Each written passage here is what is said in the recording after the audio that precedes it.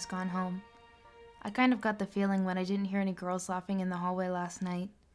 The university made everyone move back home because of the virus.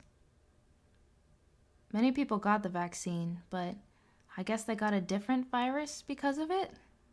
My hometown has a giant outbreak right now, so my parents said it's best I stay here. All of the classes, rehearsals, parties, life, it all just stopped.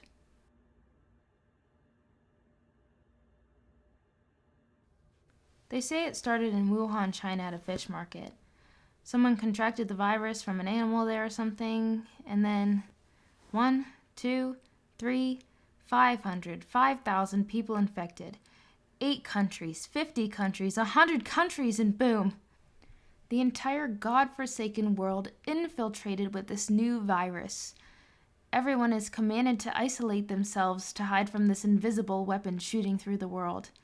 People lined up throughout cities to get the vaccine, but they got sick too.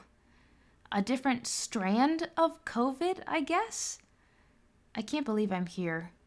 Isolated and alone. Isolated and alone. I've seen too many movies and documentaries about viral outbreaks, and I knew that even the slightest breath of air or touch against the skin could be successful in transmitting the virus. I have been avoiding contact with everyone around me, my neighbors, my professors, my friends. I was supposed to go back home to New York today for fall break to visit my parents. I have never gone this long without coming into contact with anyone before. I mainly rely on Netflix to keep me company. Thankful I still have my classes to keep me busy, and I get to visit my parents on FaceTime. But I'm not doing that. I try and stay active. Being so alone and not knowing when life is going to be back to normal really creates an impact on you. The thought of living like this in a world where everyone is sick and dying really gets me thinking, and sometimes I just think we should go back to normal and be selfish. Do all the things we wish we could do before we get sick and possibly die. That's better than being confined within these 4 walls for God knows how long. Of course, I don't want that to actually happen, but my mind reaches that need for human interaction so badly, and sometimes fighting for normalcy through this is something I like to fantasize about. I've seen some people throughout campus, but I try to hide from them in case they have a strand of the new COVID virus. I have not spoken to another human being face to face in what seems like months. At least I know I am safe and can enjoy the outdoors a little bit too. After watching just about every Netflix series, I've picked up some new hobbies. I haven't really stuck to any though, so I usually just do homework, eat snacks, and online shop a lot. The best thing about this whole pandemic situation is that gas is super cheap, although I don't have to fill my tank that often since I usually only leave to pick up my online grocery order or get takeout. I tell you though, I can't wait for all of this to be over, if it ever ends. I love Mount Union, but now more than ever I would do anything to be held by my mother, feel her delicate forehead kisses, and taste my father's Italian dishes.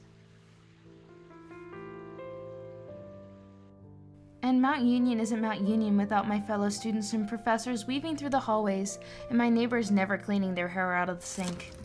Maybe when the cases go down, I will be able to visit my mother and father in the city soon. Even though I love school, sometimes I have no ambition to go to class or do my schoolwork, but then I think to myself, that's all I have left of me from my prior life. Well, I guess it's time for school. I so wish to be with my family right now, snacking on bruschetta while attending my geology lab. One good thing that came out of this is I don't have to get up at 6 in the morning for class anymore. Even so, my 2 best friends were in that class with me. Will I ever know what it's like to go to class ever again? Or when we come back, will all of my friends be ill or changed? Will my professors be sick and dying? Am I going to be alone for the rest of my life? Will I ever get to see my parents again, or will they perish before the pandemic ends?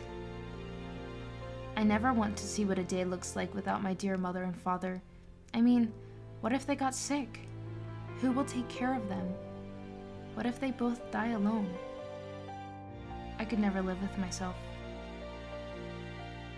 God would want me to be with them, to nurse them and care for them at this time, and I can't let God down.